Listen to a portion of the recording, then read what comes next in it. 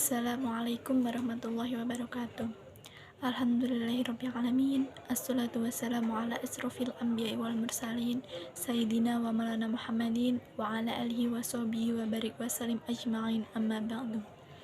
Pertama-tama, marilah kita panjatkan puji dan syukur kehadirat Allah Subhanahu wa Ta'ala yang telah melimpahkan rahmat dan hidayahnya kepada kita semua, sehingga pada kesempatan kali ini kita dapat menyelesaikan tugas akhir dari mata kuliah filsafat ilmu untuk meresensi buku.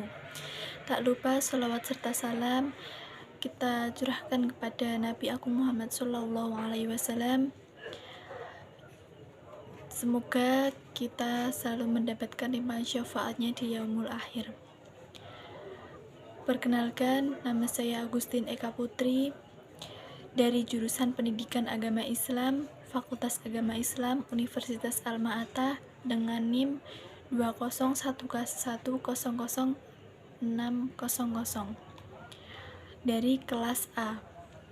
Pada kesempatan kali ini, izinkan saya untuk mempresentasikan hasil resensi dari buku yang berjudul Pengantar Filsafat, karya Profesor Dr. Louis O. Katsoff, dan resensi buku kali ini merupakan tugas akhir mata kuliah filsafat ilmu yang diampu oleh Bapak Dr. Nasiruddin, MSI, MPD. Judul buku Pengantar Filsafatan, pengarang Profesor Dr. Louis O. Katsoff, penerbit Tiara Wacana, Kopen, Banteng, nomor 13, Jalan Kaliurang, kilometer 7, Yogyakarta. Format serial, bahasa yang digunakan India. Tebal buku 500 halaman, 21 cm. ISBN 97897981200015. Tahun terbit cetakan pertama pada tahun 1986. Kulit muka dan tata letak oleh Nur Edi Sujatmiko. Alibasa oleh Dr. Andes Sujono Sumargono, dosen senior pada Fakultas Filsafat UGM.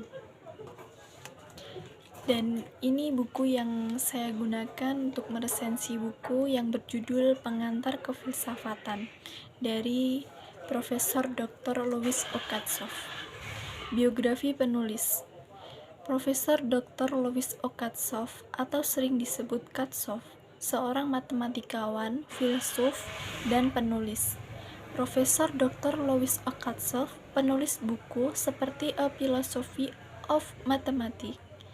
Profesor Dr. Louis O. Katsoff memperoleh gelar sarjana dan doktor di University of Pennsylvania masing-masing pada tahun 1929 dan 1934. Dia mengajar di beberapa perguruan tinggi dan universitas sebelum datang ke Boston College. Profesor Dr. Louis O. Katsoff aktif di banyak organisasi dan banyak menulis tentang matematika. Dia meninggal pada tahun 1979. Profesor Dr. Louis O. Katsoff berkebangsaan Amerika dan menggunakan bahasa Inggris. Dan di dalam buku ini terdiri dari 21 bab. Untuk bab pertama, perenungan kefilsafatan. Bab kedua, metode kefilsafatan. Bab ketiga, bahasa dan uraian kefilsafatan. Bab keempat, lapangan penyelidikan kefilsafatan. Bab kelima, dunia sebagai ilmu melihatnya. Bab keenam, beberapa corak sistem. Bab ketujuh, epistemologi suatu masalah. Bab kedelapan, epistemologi, makna dan kebenaran. Bab ke-9, ontologi sampai pengertian-pengertian pokok.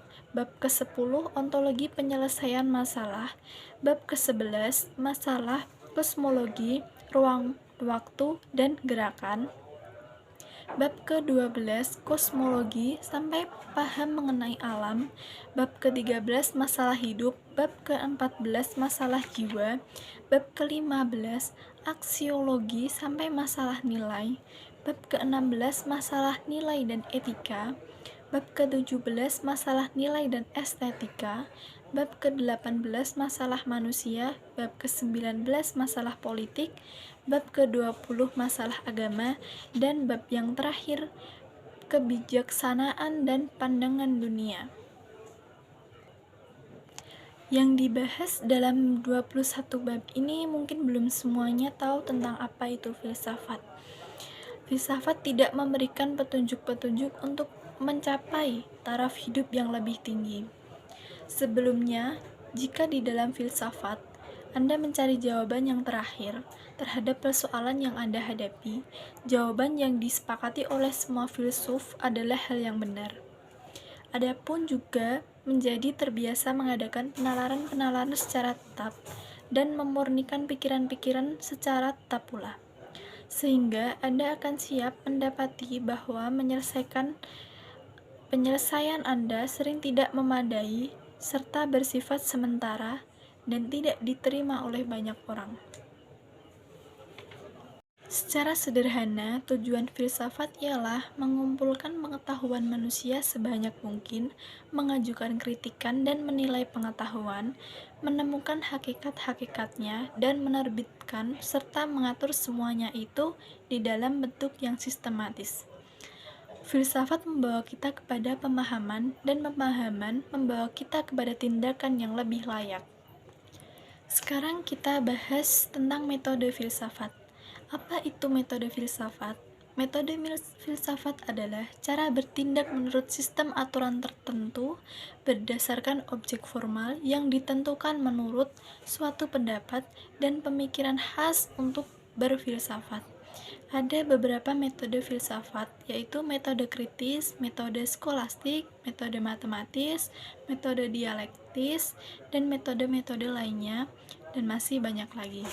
Sementara seorang filsuf mempergunakan bahasanya sendiri, meski mungkin cuma menampakkan sebagai bahasa Inggris. Sebenarnya, suatu sistem filsafat dalam artian tertentu dapat dipandang sebagai suatu bahasa dan perenungan kefilsafatan yang dipandang sebagai penyusunan bahasa tersebut. Bagaimanapun juga, alat terpokok dari semua filsafat ialah bahasa. Tanpa bahasa, seorang filsuf tidak dapat mengatakan sesuatu tentang filsafat kepada seseorang. Begitu pula tidak dapat memberitahukan tentang hasil-hasil perenungan kefilsafatan kepada orang lain. Di dalam buku ini juga terdapat cabang-cabang filsafat. Ada 13 cabang filsafat. 13 cabang filsafat tersebut yaitu logika, metodologi, metafisika, ontologi, kosmologi, epistemologi, biologi kefilsafatan, psikologi kefilsafatan, antropologi, sosiologi, etika, estetika, dan filsafat agama. Di dalam buku ini juga ada bab yang membahas tentang masalah hidup. Dunia ini banyak terisi hal-hal yang aneh serta menakjubkan. Salah satu di antaranya ialah suatu satuan yang susunannya rumit, sangat muskil yang dinamakan makhluk hidup. Kita sendiri termaksud di dalamnya. Seorang filsafat mungkin bertanya, andai kata kita telah mengetahui tentang ruang, waktu, gerakan, kejadian-kejadian, dan sebagainya dalam alam semesta, namun apakah barang hidup ini dan bagaimanakah barang ini dapat cocok dengan gambaran kita? Nampak di sini masalah yang kita hadapi menjadi lebih sulit karena bahan pembicaraan bersifat lebih rumit. Bahan ini menyangkut hal-hal yang berdekatan dengan hati kita, dan masalah-masalah semacam itu kita bersifat peka karena menyangkut prasangka-prasangka yang kita miliki. Untuk selanjutnya, kita masuk ke masalah politik. Apabila ada yang bertanya, masalah apa yang paling bergelora pada zaman modern sekarang ini? Sudah pasti, hampir semua orang sepakat terhadap jawaban masalahnya menyangkut suasana politik. tanpa perlu menghitung-hitung segenap sengketa yang kecil-kecil, dapat dikatakan tahun-tahun pertama abad ke-20 di dunia barat merupakan tahun-tahun peperangan. Persengketaan antara negara-negara yang saling mencoba mendesak kepentingannya sendiri-sendiri, menjadi-jadi dan kiranya selalu berakhir dengan konflik bersenjata terbuka dan meluas. Sekarang kita akan membahas tentang Faedah Filsafat. Buku ini merupakan pengantar ke alam filsafat. Ia mencoba menunjukkan kepada Anda istilah-istilah pokok, metode-metode, masalah pokok, dan penjelasannya yang dipergunakan oleh para filsuf. Suatu pengantar ke alam filsafat memang sering meresahkan bagi sementara orang yang mempelajarinya. Adanya rangkaian masalah yang tiada berhubungan dan tetap tidak terselesaikan sepanjang zaman. Namun, tujuan filsafat yang sebenarnya untuk menyusun suatu pandangan dunia. Pentingnya pandangan dunia mudah dimengerti bila kita memandang zaman kita sendiri. Zaman ini ditandai oleh pandangan dunia yang tampak tidak lengkap dan berada dalam proses perubahan. Pertikaian antara pandangan-pandangan dunia tidak terbatas pada ideologi-ideologi antar politik, melainkan juga berlangsung di bidang etika, agama, dan lain-lain. Pendeknya, di segala bidang yang mengandung perbedaan dan kepercayaan. Selanjutnya, kita akan membahas kelebihan dan kekurangan buku.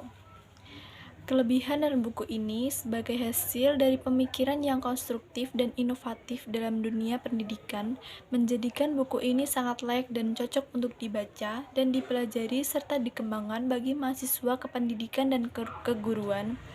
Terlebih lagi bagi para pemula untuk mengetahui apa itu filsafat yang dapat dipelajari di sebuah universitas yang Anda masuki. Kekurangan buku ini terlalu banyak kalimat-kalimat yang kurang dimengerti yang disampaikan oleh penulis bagi para pemula karena terdapat bahasa-bahasa yang kurang dimengerti. Demikian isi presentasi yang kali ini saya sampaikan. Semoga apa yang saya sampaikan dapat bermanfaat bagi kita semua.